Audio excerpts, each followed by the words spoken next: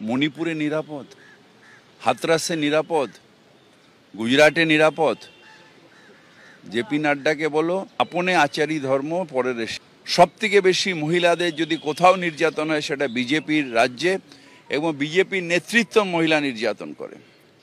পশ্চিমবঙ্গকে কালিমালুপ্ত করার জন্যে সন্দেশখালি তৈরি হয়েছে, এটাও আমাদের এনকোয়ারি করে দেখতে হবে। আমি গুজরাটের মতন বিলকিস বানো কেসে নিয়ে এসে বলতে পারি না যে এরা বিজেপির সদস্য বা কোনো এরা ভালো বলে তাদের মালা দিয়ে এখানে বার করা হয় না। গৌরব ভাটিয়া নেতা, তিনি মারাত্মক একটা দাবি করেছেন। তিনি বলছেন এর জন্য মমতা বন্দ্যোপাধ্যায় পদত্যাগ তিনি দাবি করছেন। তাহলে আগে পদত্যাগ করুক গুজরাটের মুখ্যমন্ত্রীর, যিনি ধর্ষণ কেসে কনভিকশন হওয়ার পরেও গুজরাট সরকার তাদের মালা পরিয়ে বার করেছে, তার শাস্তি হবে। সেকেন্ড, পদত্যাগ করতে হবে অমিত শাহকে, যার এনাকি হুন্ডনে গুজরাটের ওই কেস হয়েছিল। হাতরাসের কেসে আগে যোগীনাথকে পদত্যাগ করতে হবে। কত পদত্যাগ করবে বিজেপি?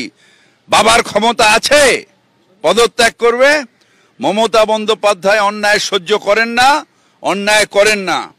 যখনই আসে কঠোর হাতে প্রশাসনকে কাজ করতে বলেন।